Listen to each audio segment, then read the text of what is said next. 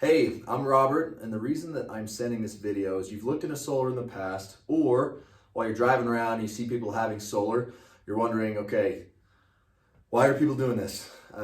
Obviously, the solar panels aren't the most beautiful thing in the world. Now it's a sea of black. It looks better than it used to, but still, there's got to be some reason, and I firmly believe that, yes, this is better for the planet. It's creating a better world for our kids and grandkids. But a more logical explanation is that people are actually saving money, and this is good for them. So I put together some numbers based on $100 a month PG&E bill, because I hear a lot of the time a common misconception is, well, my bill's too low. What if it's $50? This is still going to ring true. You can divide everything by 2 if your bill's $50. And in this video as well, I went ahead and I used average to below average numbers for solar. I'm making solar look bad is what I'm trying to say. This is a worst case scenario. And so if you ever want more information, please reach out to me. My cell phone is 707-470-9568. Without further ado, let's first talk about how solar eliminates your power bill. So if it's a $100 PG&E bill and you're paying even below what the average consumer pays, you're going to use 4,897 kilowatt hours. And that's just a fancy way of saying the meter on the side of your home spins around that many times. So your meter spins around, you get charged for it because it's spinning, and that's what the meter reader used to do. You'd come out and read how many times it spun, and then you'd get a bill. Now it's all digital for the most part. 1% of people still have a old school meter. So what solar does, we put 12 panels on your home, assuming average or less than average sun hours.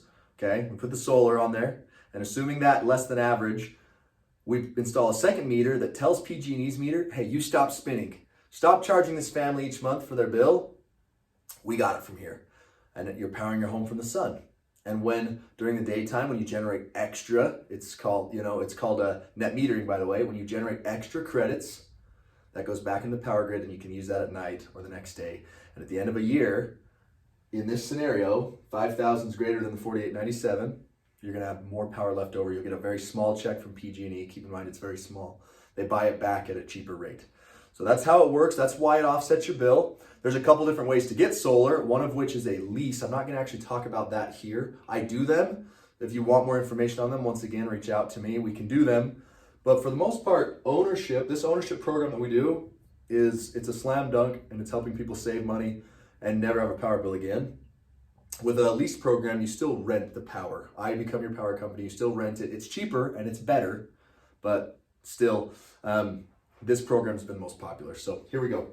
It is zeroed down, assuming you have a 650 credit score and above. So you get the solar on the house and everything. You don't pay out of pocket at all. It's a fixed rate because it's essentially a finance payment. And how it looks in this scenario with the 12 panels, it starts at $72 and it does that for 18 months, no matter what. Okay, 18 months, it stays 72. So you eliminate the 100 with a 72. And as your bill is higher, actually, your savings become larger and larger and larger. It's not necessarily times this by 2. It's even better savings. So if you have a $200 power bill, 144 would be the solar. It's actually even a little bit less than that because the savings get better and better. Because as we use more power, we get charged more and more on tier 2 and sometimes tier 3 with PG&E. Okay, but anyway, it's still fixed rate, 72 over 18 months. And then if you want to keep this tax credit of $5,165, then it's going to go up in 18 months to $97. That's how it works. But you can use that $5,165 on anything you want.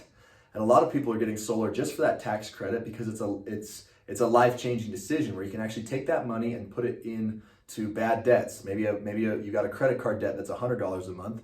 Now you're saving $103 a month, right? Because you took that money and you used it wisely. So that's all I ask. Just use it wisely. I'm a finance guy. That's the sector I came from. And so I harp on that big time. This tax credit can really change. It can change your life. And how you're eligible for it is Uncle Sam doesn't give you money that he doesn't get. So if you're paying in $5,165 or more each year, you get it back next year. Let's say you pay less. What if you only pay $3,000? You're going to get $3,000 next year and then $2,165 the year after. All right, that's how it works. We can talk about that more too if you have questions. And then another huge reason people are going solar with this program is it's ownership. Every single time you make a monthly payment, it's going to something that you own. And if I ask you, hey, why do you own your home instead of lease it? You say, well, hey, I got to pay money anyway to live somewhere. I may as well be paying something, even if it's 30 years down the road. I may as well pay a bill that's going to go towards my family, my kids, my grandkids, that's going to go towards equity where I can sell and make money on the home, even if the market never changes, right? So those are some real key reasons why people love this program and why I enjoy it as well. Because just to recap and tell you, I mean, the worst case scenario with this program, I'm going to compare that to the best case with PG&E. And best case with PG&E, it stays 100 forever. Because we know that nothing in this world inflates. No costs inflate, right? So PG&E over time, I know it goes up. I've paid higher bills on my office space. I understand that it goes up, right? So that's best case with them is it stays the same. Worst case with solar is this. I come and I knock your door and I stand 6 feet apart, of course, and I throw you a check for $51.65. Say, here you go. And you go, awesome. And then I come to your house. So for the first 18 months, I bring you a check for $28 for the first 18 months. And then after that, I start bringing you a check for only $3, and that's it. But you don't have to do anything for it, right? So it's $3 that you get forever, and I brought you $51.65 that you could use on whatever you want. And that's worst case scenario with solar. Most likely, it'll be a little bit less panels, meaning less monthly, meaning better outcome. And if you've got a higher bill, great. You're gonna have more savings, and a lower bill, you'll still save. You could just kind of cut everything in half. It's still savings. It's always savings. And so now as you drive around, you see people with solar, just know that's a real huge motivator. Another motivator is breaking away from the monopoly and being able to run their own power, own their own power, and then obviously making a better world for our kids and grandkids. I'm looking forward to working with you and appreciate your time in watching this video.